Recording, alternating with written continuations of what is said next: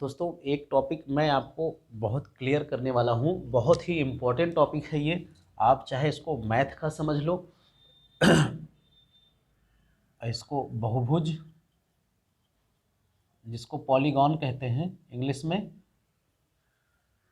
ऐसे जनरली भी क्वेश्चन कभी कभी ये दिख जाते हैं।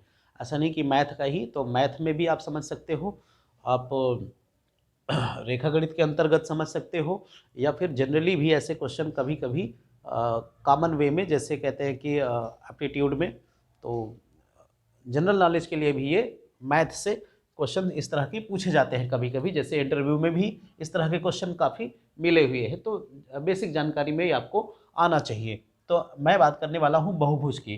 तो दोस्त, बहुभुज होता क्या है? बहुभुज नाम से पता चल रहा है कि भुज का मतलब तो भुजा हो गई, भुज का मतलब भुजा हो गई, बहु का मतलब ज़्यादा, बहु का मतलब ज़्यादा। तो बहुभुज की जो डेफिनेशन होगी, लिखा है कि कुछ सरल रेखाओं से घिरी बंद समतल आकृति को बहुभुज या पॉलीगॉन कहते हैं। कुछ सरल रेखाओं से घिरी बंद समतल आकृति को पॉलीगॉन कहते हैं। ध्यान से समझिए दोस्त, कुछ सरल रेखाओं से। अब कितनी सरल रेखाएं होंगी जिससे एक समतल आकृति बंद और घिरी हो? बंद और घिरी होने के लिए एक सरल रेखा आप लीजिए ऐसे तो ये जो आकृति बनेगी, एक लाइन बनेगी, दो रेखाएं ले लीजिए, तो ये अभी बंद नहीं हुई है, तो मिनिमम इसको बंद करने के लिए तीन भुजाएं आपको चाहिए, तीन रेखाएं चाहिए, तीन सरल रेखाएं। ऐसे भी हो सकती हैं एक दो तीन, लेकिन ये आकृति बंद नहीं है तो ये बहुभुज नहीं कहलाएगी, ये आकृति बहुभुज नहीं कहलाएगी, जबकि ये आकृति बहुभुज कहलाएगी, क्योंकि बहुभुज वो कहलाएगा जो कुछ सरल रेखाओं से घिरी बंद समतल आकृति बनी हो। तो ये घिरी है, बंद है, समतल आकृति, समतल का मतलब 2D आकृति बनी हो, समतल का मतलब क्या हो गया? 2D आकृति बनी हो।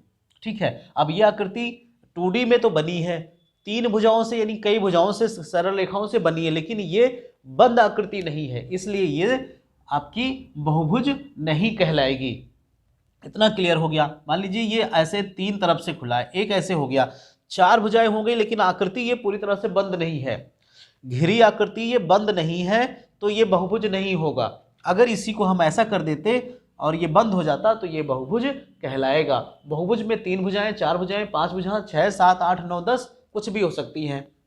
तीन भुजाओं से घिरी बंद आकृति को त्रिभुज कहते हैं, चार भुजाओं से घिरी बंद आकृति को चतुर्भुज कहते हैं, ऐसे ही 5, 6, 7, 8, 10 भुज भी कह सकते हैं। ठीक है, ऐसे आप आगे परिभाषा बना सकते हैं इनकी। तो मिनिमम कोई बंद आकृति बनेगी तो वहां पर तीन सरल रेखाएं चाहिए। एक चीज तो आपका ये क्लियर हो गया होगा कि मिनिमम एक बंद आकृति बनेगी सरल रेखाओं से, तो मिनिमम उसमें कितनी भुजा चाहिए?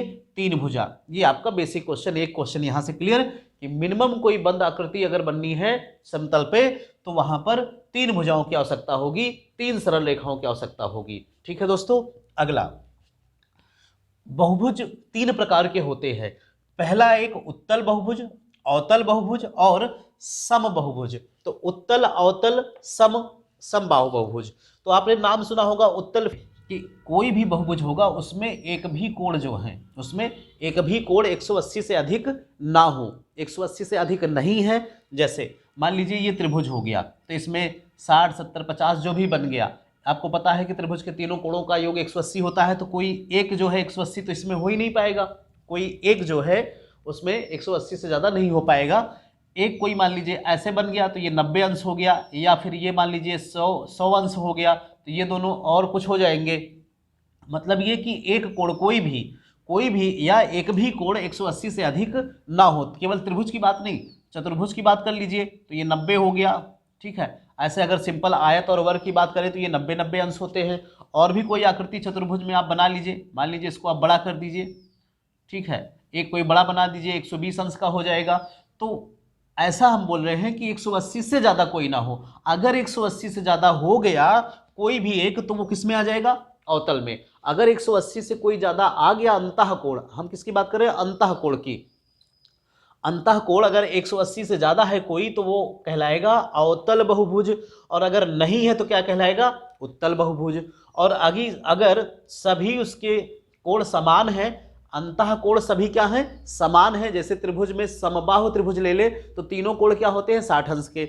जैसे वर्ग ले ले तो चारों कोण क्या होते हैं अंदर के, 90-90। आयत ले ले तो चारों कोण क्या होते हैं, 90-90। तो मतलब सभी अगर कोण क्या होंगे, अंतःकोण समान होंगे तो क्या कहलाएगा, समबाहु बहुभुज। ठीक है, ये चीजें तीनों क्लियर हो गई होंगी आपकी। ठीक है, उम्मीद करता हूं। एक समबाहु बहुभुज होगा तो उसके सभी अंतःकोण बराबर होंगे। समबाहु का हमने क्या बताया आपको, समबाहु का मतलब हो गया समान भुजा वाले। तो अगर हम इसको कहें ये तीनों भुजाएं आपस में बराबर हैं तो इनके तीनों कोण भी आपस में बराबर होंगे। अगर तीनों भुजाएं बराबर हैं तो इनका कोण कितना आता है, 60-60 अंश। अगर एक वर्ग है तो चारों भुजाएं बराबर होंगी, और चारों भुजाएं अगर बराबर होंगी तो ये कोण कितना आएगा, 90-90 अंश। ठीक है दोस्तों, वही कह रहे हैं कि समबाहु बहुभुज में, समबाहु यानी कि भुजाएं जिसमें सभी बराबर होंगी उनके सभी अंतःकोण आपस में बराबर होंगे। ये हमने आपको एग्जांपल से बता दिया। अब आपको दो बातें और समझनी है कि n भुजाओं की समबाहु, अगर हम देखें कि n भुजाएं हैं, जैसे अभी हमने बताया कि इसमें बहुभुज में 3 भुजा, 4 भुजा, 5, 6, 8, 10, 20 कुछ भी हो सकती है, लेकिन मिनिमम जो आपका बहुभुज बनेगा वो 3 आकृतियों यानी 3 सरल रेखाओं से बनेगा। तो शुरुआत होगी 3 भुजाओं से। तो अब हम कह रहे हैं कि n भुजाओं की, n का मतलब कुछ भी हो सकता है। अगर हम उसमें देखें समबाहु में प्रत्येक बाह्य कोण देख, बाह्य कोण जैसे आप ये कह रहे हैं कि ये 90 है तो इसका ये बाह्य कोण होगा, इसका ये बाह्य कोण होगा, इसका ये बाह्य कोण होगा, इसका ये बाह्य कोण होगा। अब देखो अगर ये 90 है तो ये भी क्या होगा, बाह्य कोण इसका 90 होगा। अगर ये 90 है तो ये भी क्या होगा, 90। जैसे ये 60 है तो इसके बाहर अगर देखा जाए तो ये कितना बन जाएगा, 120 अंश। इसका बाह्य कोण कितना बन जाएगा, 120 अंश। यहां से इसको हम बाह्य कोण बताएंगे, यहां से ये इसका बाह्य कोण होगा। ठीक है, तो ये बाह्य कोण हो गए। अगर ये पूछा जाए प्रत्येक बाह्य कोण क्या होगा किसमें, समबाहु आकृति में, तो जैसे ये समबाहु है तो इसमें तीनों भुजाएं बराबर हैं, तो आपने देखा कि 60-60 अंश अंदर के कोण हैं। अब 60-60 अंश अंदर के कोण हैं तो आप क्या करेंगे, इसका बाह्य कोण निकालना है। तो जो हमने दिखाया आपको 120, वो कैसे आएगा, 3 भुजाओं से बना है तो आप इसको 3 से डिवाइड करो, 12×3=36, क्या आया है, 120। देख लिया आपने। अगर ये 4 भुजाएं होती तो आप इसको किससे डिवाइड करते, 4 से, तो यहाँ क्या आ जाता, 4×9=36, ये कितना आएगा, 90 अंश। आपको अभी हमने दिखा दिया एग्जांपल कि वर्ग या आयत होगा तो यहाँ से 90 अंश अंदर बनेगा, तो इसका बाह्य कोण भी कितना होगा, 90 अंश। तो आपको ध्यान क्या रखना है, अगर वो समबाहु की बात कर रहा है उसमें प्रत्येक बाह्य कोण आपसे पूछे तो 360 को जितनी भुजाएं हैं उससे आप भाग कर दो।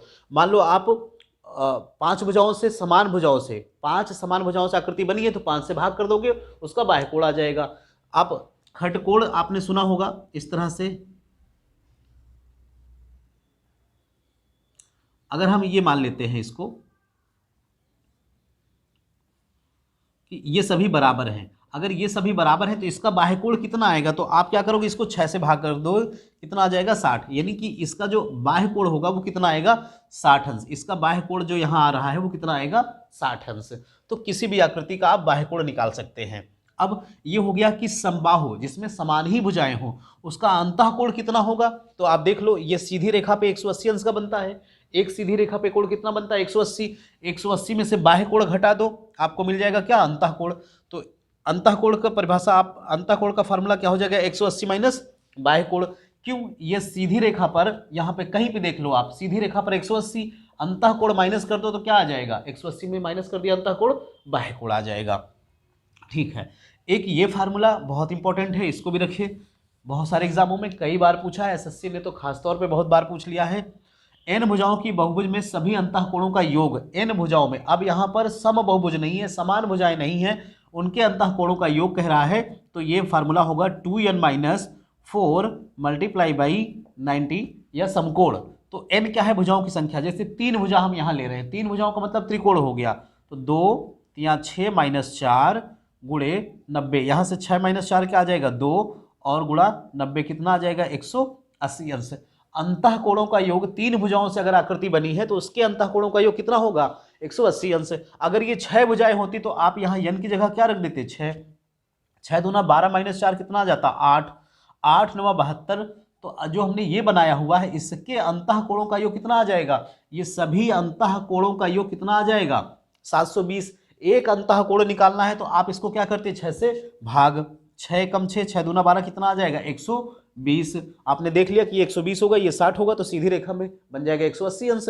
अगर आपको बाह्य कोण पता है तो अंतः निकाल सकते हैं, अंतः कोण पता है तो बाह्य निकाल सकते हैं, पूरे बाह्य कोणों का योग निकाल सकते हैं और सभी अंतः कोणों का योग निकाल सकते हैं। इतनी चीजें हमने बताई, ठीक है। इसमें कोई डाउट हो तो आप कमेंट बॉक्स में कमेंट करिए, ठीक है। जहां पे डाउट होगा उसको मैं और क्लियर कर दूंगा। ये बहुत ही इंपॉर्टेंट क्वेश्चन है, चाहे इंटरव्यू के नजरिए से देखा जाए, चाहे किसी एग्जाम में देखा जाए, एक क्वेश्चन आपको ये मिलना तय है।